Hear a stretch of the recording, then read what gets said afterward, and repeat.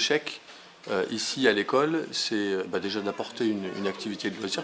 Les apports des échecs, alors ils sont multiples et ils sont nombreux, mais parmi eux, alors pour les avantages des échecs à l'école, ça apporte aux élèves une plus grande concentration, ça les oblige à se concentrer. Ça leur permet aussi de comprendre l'impact de leurs décisions du moment sur des actions futures. Donc faire un mauvais coup sur une ouverture, eh bien, ça peut avoir un impact sur la fin de la partie. Les échecs apportent aussi des effets bénéfiques en mathématiques, dans la logique.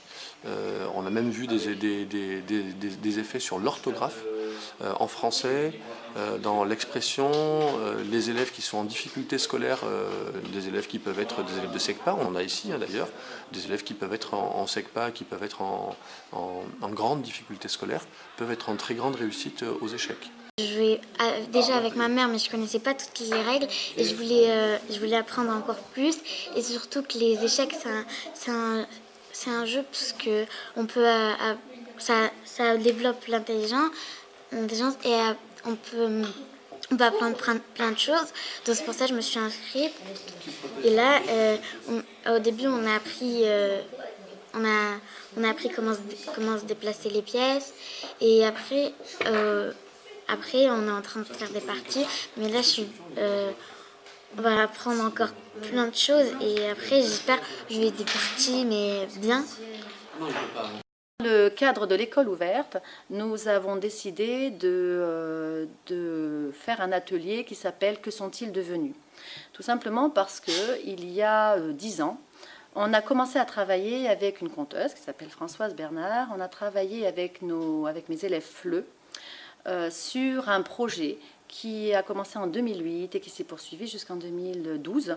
Et dans ce projet, on a travaillé le théâtre, on a travaillé la poésie, on a organisé des rencontres poétiques, on a fait des représentations à la Cour des Trois Coquins, à la maison de quartier de Croix-de-Néra. Enfin, on a fait énormément de projets poterie, poterie danse.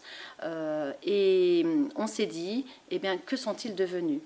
Donc, on les a contactés dans le cadre de l'école ouverte avec les élèves et on les a interviewés. On en a rencontré 7-8 et puis on en a eu par téléphone également. On a fait du dessin. On a interviewé des personnes qui étaient là il y a 10 ans. On a écrit et on a beaucoup parlé. Je viens d'arriver en France. Je ne parle pas très bien français.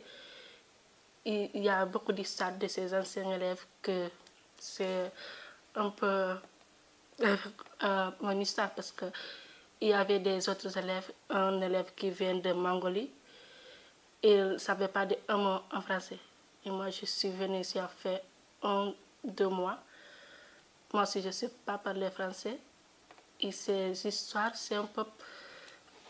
comment on dit? C'est un peu... Je sens que c'est un peu avec mon histoire aussi. Nous sommes très heureux aujourd'hui d'avoir pu voir le dispositif École ouverte au collège Albert Camus, en compagnie du principal du collège.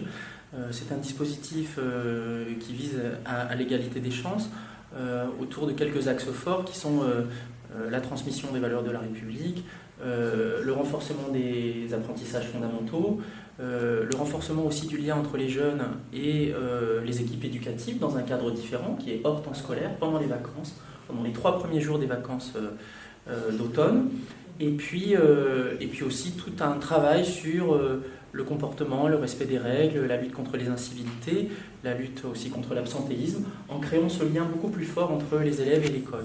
Donc, je voulais vraiment remercier l'engagement du principal sur ce sujet, très fort de l'école ouverte, et qui nous disent pourquoi l'établissement est aussi engagé dans ce dispositif. L'établissement est très engagé dans ce dispositif puisque, bien, comme le disait un enfant tout à l'heure lors de votre visite, nous, pendant les vacances, on s'ennuie. Tous les enfants n'ont pas la possibilité de partir avec leurs parents sur les vacances scolaires.